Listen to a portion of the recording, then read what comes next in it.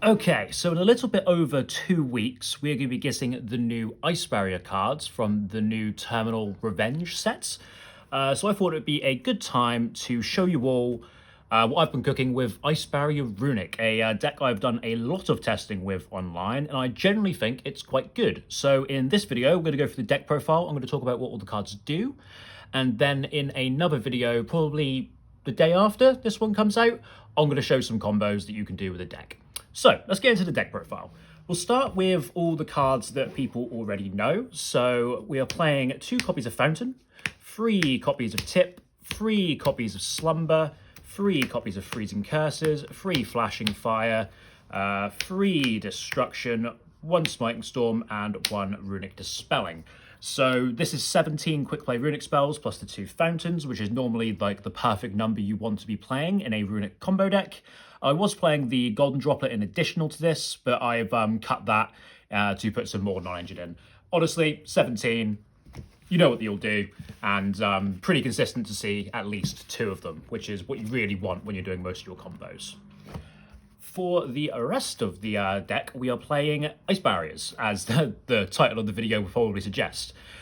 So we are using proxies, so they might look a little bit dodgy on camera, but I'll explain what all the cards do. So we're playing 3 copies of Hexa Spirit of the Ice Barrier. I'm going to assume that most people don't know what the Ice Barrier cards do, because I didn't before testing with this deck. So Hexa Spirit of the Ice Barrier is a level 1 Sea Serpent tuner, and it has the effect that during the main phase, as an ignition effect, you can send a level 3 or lower Ice Barrier monster from deck to the graveyard, and if you do, it becomes the level of the monster sent. So this is a Foolish Burial, and it modulates its level, and it is a tuner. It also has the effect that while you control another Ice Barrier monster, monsters your opponent controls lose 500 attack and defense, which isn't the biggest deal in the world, but it does come up sometimes. So this is one of your best starters, because it can send this card, Mirror Magic of the Ice Barrier, and our first proxy of the day. This card is one of the new cards coming out on the 20th of June, and it is absolutely insane. So it is a level 2 Aqua Tuner, water. It has 3 effects. 3 effects? 2 effects. So the first effect is if it's sent to the graveyard by any means, from cost, from effect, from hand, from deck, from field, you are able to add an Ice Barrier card from your deck or banished to your hand. There's obviously a hard once per turn, but it's a very strong effect because it essentially allows you to search anything in the deck. It can't search another copy of itself, but Ice Barrier has a search spell, which this can search, which can search for another copy of itself. So essentially, it does also search itself. The second effect of this card is you contribute 1 other effect monster you control and summon up to 3 Ice Barrier tokens, and then you increase his level by the number of tokens summoned. So if you say you have a Hexa and Mirror Magic on board, you contribute your Hexa, summon 3 tokens, or 2 tokens, or 1 tokens. If you summon 3 tokens, he goes up to level 5, 2 he goes up to 4, or 1 he goes up to a level 3, which gives you a lot of different numbers that you can use for your Synchro players. Normally you're going to summon 3 because more monsters is obviously better, but you do have the option to go into other Synchros if you just summon 1 or 2. So this is a really, really strong card, and probably the only reason that this version of the deck works, because obviously this is a fantastic Hugin discard. You can send it off of your Hexa, and there's plenty other ways of being able to get it into rotation and then into the graveyard, which is really helpful. One of our other starters is Revealer of the Ice Barrier. This one does have 3 effects. So the most important effect is you can discard a card, and then you can summon an Ice Barrier tuner from your deck, and then you are locked into waters. I don't know if I mentioned for Mirror Magic, but if you use this effect to tribute, you are locked into water synchros for the remainder of the turn. Revealer locks you into waters if you use its effect. This means it's probably the starter that works the least with the Runick Fusion monsters, but it is good enough that you still want to play it either way. Just do your Runick stuff first and then commit to a Revealer afterwards is still a fine play to be able to go down. And it summons a a Ice Barrier tuner, so it can get to your Hexa, or it can get to a Mirror Magic, or it can get to another monster we'll show you in a second. Its second effect is if you would discard or send a card from hand to graveyard to activate the effect of an Ice Barrier monster, you can banish this card from your graveyard instead. This doesn't really come up in this build of the deck because we're not really playing many of the other discards. It mostly only comes up when you are using the second revealer, because it means if you've gone through one revealer and there's one in your graveyard and you summon another one, you can banish the revealer from your graveyard to activate its effect rather than discard from hand, which is helpful and does sometimes come up, but it's not the main reason we're playing the card. The third effect is the Anti-Fluunderese effect. So if you didn't know, a lot of the Ice Barrier monsters have a floodgate effect associated with them. Normally, this was bloody awful because like you're playing Ice Barrier and they all require you to control another Ice Barrier.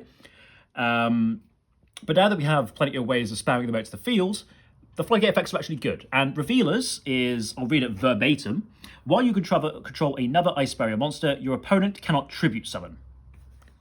So that's pretty good against Flu, specifically. And since it's a starter anyway, we're playing it anyway, but it just means when you are playing against Flunderese, you can get this into rotation and your Flu player is going to cry because their entire deck doesn't work if they can't tribute summon, which is really cool. Cool probably isn't the correct word, but it is good, I guess. The next card to talk about is Georgius, Swordsman of the Ice Barrier, another new card and another awful proxy. This is a level 6 Winged Beast tuner. This one also has 3 effects. So while you control another Ice Barrier monster, your opponent cannot activate the effects of monsters in the graveyard. So it's Dweller if you control another Ice Barrier, so that's another good floodgate effect. But that's probably the worst effect of the 3, technically. So while you control an Ice Barrier monster, this card's in your hand, you can special summon it. And when this card is normal or special summoned, you can summon a level 5 or lower Ice Barrier monster from your hand or from your graveyard. So those are 3 really, really good effects. You've got a Floodgate, you've got 3 special summon, and it also summons another body back. You can probably see the line already. You can use Hexa to send Mirror Magic to search Georgius, and then you can summon Georgius next to the Hexa, and then the Georgius will bring back your Mirror Magic, and you have 3 bodies, all of just resolving a Hexa. Or, if you have a Revealer, you can go Revealer, pitch a Mirror Magic, summon Georgius, Chenik 1 Georgius, Chenik 2 Mirror Magic, or vice versa, and be able to get even more searches and more summons, because you'd even be able to summon what you searched off the Mirror Magic, because this doesn't target, because it obviously summons from hand or graveyard, which is really insane. So this card is absolutely bonkers. Only got 2 in this list, because it can be a little bit bricky when you're first starting. You could definitely pop it up to 3, and I have missed the 3rd on many occasions, but there have also been times where I've had both of them in my hand and none of my like normal summons, and it feels a little bit bad. Like you can, like because we're playing a Runick deck, you can like summon a Hugin, search your fountain, and like tribute summon a Georgius, and then like summon a Gary later on and like make a 10 that way, or make an 8 with another Hugin. But ideally, you don't want to have to tribute summoning your monsters. So I think 2 is probably the sweet spot, but I can see myself bumping it up to 3 at some points. I'll quickly move these ones out of the way. The next 2 monsters are the last ones for the Ice Barriers, and that is Speaker of the Ice Barrier and General Ryo of the Ice Barrier. So we'll start with Speaker. So Speaker, while you control a Ice Barrier monster, another Ice Barrier monster, sorry, defense position monsters your opponent controls cannot change their battle positions.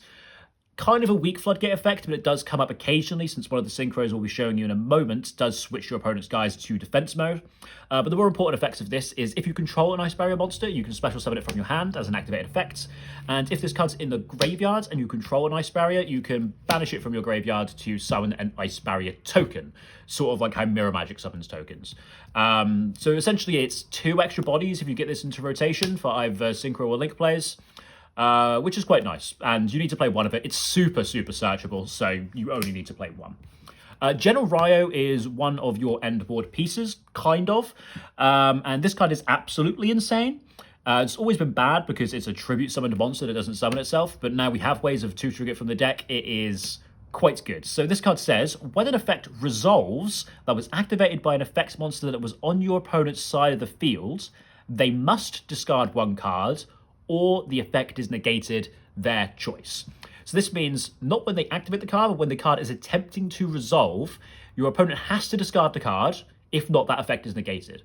So let's say that your opponent normal summons Snake like Ash and activates the effect.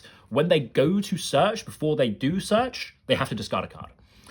So that's pretty good. Then imagine they add Poplar, and then they summon Poplar, and they activate the effect to search for a spell. They have to discard another card before they get to that spell. So this has to be like dealt with very quick, if not your opponent's going to run out of cards. If they have no cards in hand, all of their effects are just negated. So this is probably the best Floodgate in the deck, either that or Georgius, and it's really, really easy to get to, which is really cool, because we can summon this from deck. Right, the last few cards. So we've got Medallion of the Ice Barrier.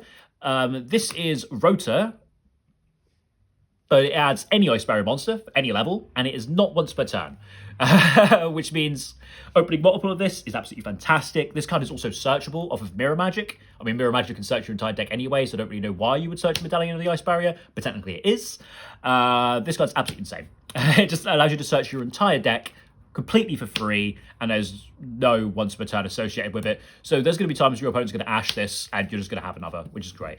It's absolutely insane. Such a good card. And then the last Ice Barrier card is Freezing Chains of the Ice Barrier. So this card says, when this card is activated, you can target a level 4 or lower Ice Barrier monster in your graveyard, special summon it. While you control 3 or more Ice Barrier monsters you control are unaffected by the activated effects of your opponent's monsters that were special summoned from the extra deck. And you'd only activate 1 per turn. So we're mostly playing this because it is a searchable reborn off of Mirror Magic. Sometimes this deck really struggles to put bodies on board if an Ice Barrier is removed from your field, since Georgius and Speaker both require you to control an Ice Barrier on field to be able to summon. This is a search target which allows you to get something back from graveyards to be able to summon your other monsters. There's also just some lines where you just have to search the Freezing Chains because it's the only way that you can actually build a board, because you don't have enough Ice Barrier cards to build a board with. It's definitely worth playing. It's just a free card that you can search that is a reborn, essentially. And then sometimes it just makes your guys towers, which is quite cool. The last cards in the deck are 3 copies of Ash Blossom and 2 copies of Triple Tactics Talents. One of these was the Golden Droplet, and the other one was, I think I have it on the side here, Winds of the Ice Barrier. This is a card that you're going to see a lot of if you play against Ice Barrier Pure, which you probably won't, so you probably won't see a lot of it. This card's really good in Pure, but I don't really like it in the Runick build. Essentially what this does is you contribute any number of Ice Barrier monsters you control and special summon from your deck that many level 4 or lower Ice Barrier monsters with different names from each other.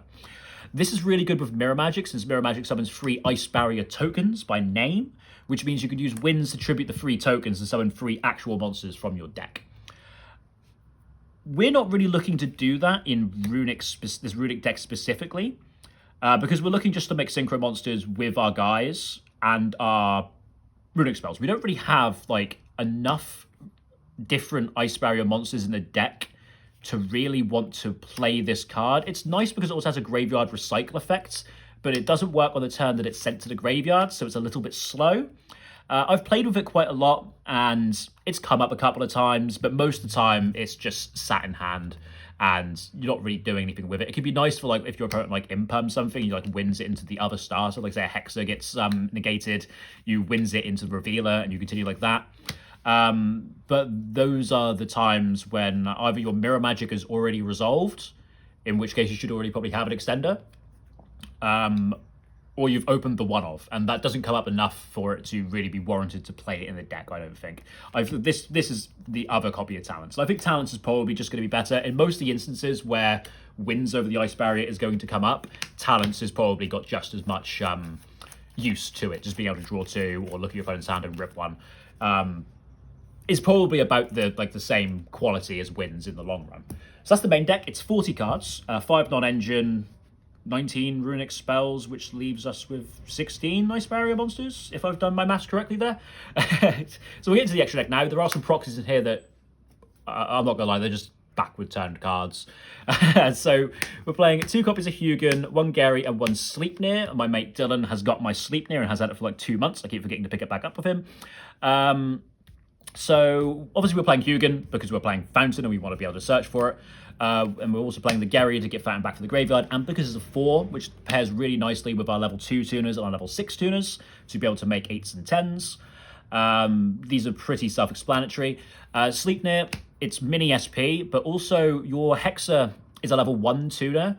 So if it gets imperms when it is trying to send the Mirror Magic to graveyard and make itself a level 2, you need to have a non-tuner to be able to synchro that off with, and you don't really have the space to play synchro free, and even if you did, there's not really much you could do with just a Gary and with just a Hugin and a level 1 Tuna in this deck specifically. So we definitely need to play the Sleep there just to be able to turn that negated Hexa into something actually worthwhile. And that's why another reason why you have to play the Sleep there.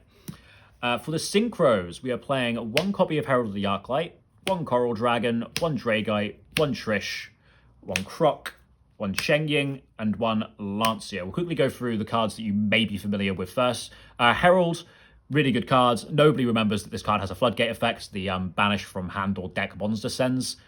Nobody seems to remember that card has this effect. It's also an Omni-Negate. We make this on 5 a lot. We can also make it before we search in the main phase to play around roll. This card's absolutely fantastic. Coral Dragon, it gets you a free draw, and it's a level 6 tuner, which means it pairs really well with our level 4s to be able to make 10s. And we can also use it to make Croc in a combo that allows us to draw 4 cards, which you'll see in the combo video. Dragite, Spell and Trap Negate. If you have a water in graveyard, pretty much the entirety of our monsters in our main deck are waters, so this is always live. You could potentially play the Nibs instead of Tactics Talents, so your opponent has to respect the Dragite effect to bounce. I ran the maths on it a very long time ago, and it was a insignificant number chance that you see a Nib off this effect if you run it and you have combo to the point where you see Dragite. Talents is probably still better, but it might be something you want to consider. Trish is the only Ice Barrier named monster in this extra deck, and we don't intend to summon it by Synchro summoning it. We intend to summon it off this, which we'll get to in a second. Croc, as I said, allows us to draw cards with the Coral Dragon. It also has the effect where you discard 2 cards to pop a card. Shengying is a 10, and it is really easy to make. It pairs really well with the runic spells for disruption. It gets really big, makes your opponent really small. Absolutely fantastic. Right. The reason that we want to play Ice Barrier is this card. All the main deck cards are fantastic, but this card is absolutely insane. The text is impossible to read on this proxy, so I'm going to have to do it from memory. So it is a level 10 Dragon Synchro monster.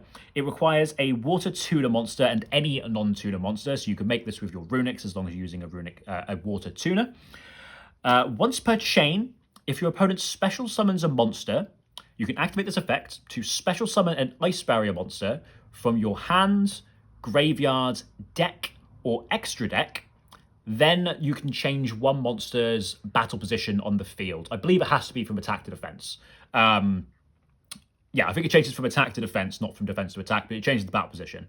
And you can use that effect twice per turn. So your opponent special summons a monster, activate the effect, I'm going to summon an Ice Barrier monster from anywhere, somewhere.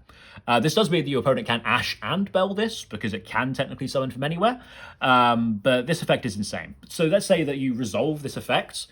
Typically what you want to do is you want to use this to summon your General Ryo, which is pretty good. As we talked earlier, General Ryo was pretty strong. So let's say that our opponent just special summons a Dire Bellstar. They go Chainlink 1 Dire Bellstar to set, and we go Chainlink 2 Lancia to summon from deck. Ryo comes out at Chainlink 2, and then our opponent's Dire Bellstar attempts to resolve at Chainlink 1. General Ryo is now in effect since it checks at resolution whether our opponent has to discard or not, which means they have to discard for that Dire Bellstar to be able to resolve its effect. Even the first special summon they do, they have to pay the cost for General Ryo. Not the cost, but the activation requirement. Not even the activation requirement. I wouldn't even know what to call it. You have to pay the toll. Which is really strong. And then let's say that they use that spell that they set off of Dire Bellstar to summon their Snake Eye Ash. You can then activate Lancia again, because it is twice per turn, to special summon out, say, a copy of Georgius. This means that they are going to have to pay the cost, or pay the toll for their Snake Eye Ash, and also our Georgius is going to be able to use this effect to summon something back from hand or graveyard. So let's say that you summon out, I don't know, let's say we summon out a Hexa to reduce our opponent's monsters by 500 attack and 500 defense. Because our opponent dared to summon 2 monsters, we have now got 3 extra bodies on our field. They are under Dweller for monster effects, and they have to discard for every single effect that they activate, just because they dared to special summon monsters. Now, if that was the only thing this Lancia did, it would still be a super playable card. But it has the Mirror Jade effect, kind of. So if this card is removed from the field by your opponent's card, so that means by battle or by card effect, it does have to be face up when that happens. So obviously it doesn't also happen when it goes to an area of non-information or whatever it's called, like Mirror Jade. If it returns to the extra deck or banished face down, it doesn't trigger.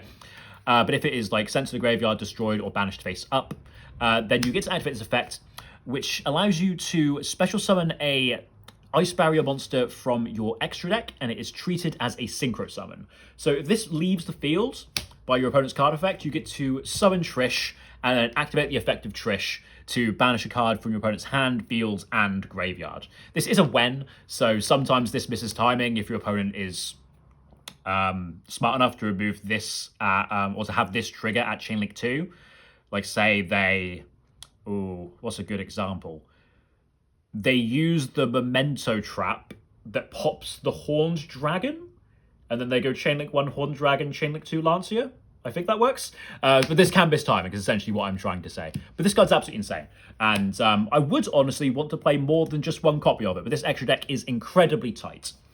For the rest of the extra deck, we have the Hermit Shark and Toad. Another way of getting a Omni Negate up before summon 5 to play around Nib. This is also like a good play to go for on turn 3 after you've slowed your opponent down just to control the game. Obviously, Toad isn't just an Omni Negate. If you're playing it in a water deck, it also adds back from graveyard, which is really beneficial. And we have plenty of combos, which gets this out really early. And it's Toad. It's really, really good. You need to play it if you're playing a water deck. And then finally, we have 2 Link monsters, Princess Coral Anemone. Sideburst Link monster requires 2 water monsters and allows you to special summon a water monster with 1500 or less attack from your graveyard, and then you're locked into water monsters. So this is just a reborn mostly for Mirror Magic. And when you do that, you can go Coral Summon Mirror Magic, and then you have an effect monster to tribute for Mirror Magic straight away, and then you get to summon your 3 tokens. So this can turn like 2 water monsters into a Synchro play, which is really nice, even if you don't have a tuner. And you just need it for some of the combo lines. And finally, an SP. I live in the UK. There's no events right now. I'm not paying £100 for an SP, so that's why we have this awful proxy. This was Baron de Fleur. In fact, I think this might be my Baron de Fleur backwards in my sleeve, yeah. But obviously Baron's banned now. This deck was a lot better when Baron was legal, but honestly, Baron needed to go anyway, so I'm not upset about that whatsoever. It's a Runick deck. Summoning SP is really, really good. You could play Typhon here. You could play the other Lancia or maybe another Gary, because you do go through your Runicks quite quickly, considering that you have no real way of recycling them. You could play like an Omega as well, potentially, but SP is probably the best card to play B here, because we're playing a Runick deck and we have easy access to like extra deck monsters to make it with, which makes SP infinitely better. Okay, so that is the deck profile. As I said, I will do a combo video for this shortly. It'll probably come out the day after this one comes out. I hope you enjoyed, and I will see you guys then. Have a good one.